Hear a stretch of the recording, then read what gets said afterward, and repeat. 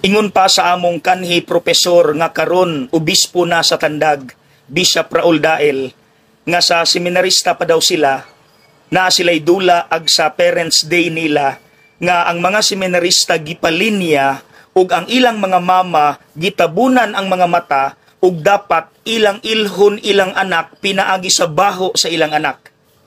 At first, bibo pa daw kaayo, pero later on, nagsugod na sila panghila kay natandog sila, kay nasakpan gyud tanan sa mga mama ang baho sa ilang mga anak. Ngano na? Because of relationship.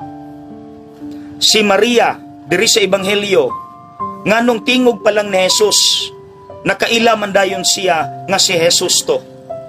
Tungod kay sa tingog pa lang, iya nang nailhan nga kadto mao si Kristo ang gipapahawa gikan kaniya sa mga daotang espiritu.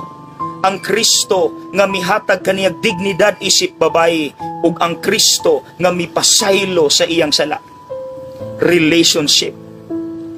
Mga igsuon, mao nay gitawag nga mutual self-revelation. Kabalo man ta ana, kay ang managtiayon aron mulambo ug mulalom ang relasyon dapat nagkailhanay sa usag-usa walay gitago.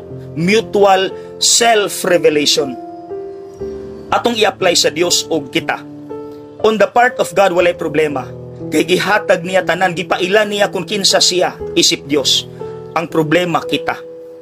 Wala tay paningkamot aron ipaila-ila nato atong kaugalingon ngadto sa Dios.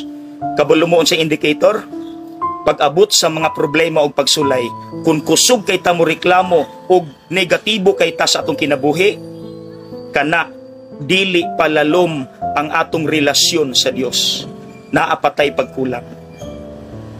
Mga igsuon, paningkamutan nato ng mutual self-revelation sa atong relasyon sa Dios.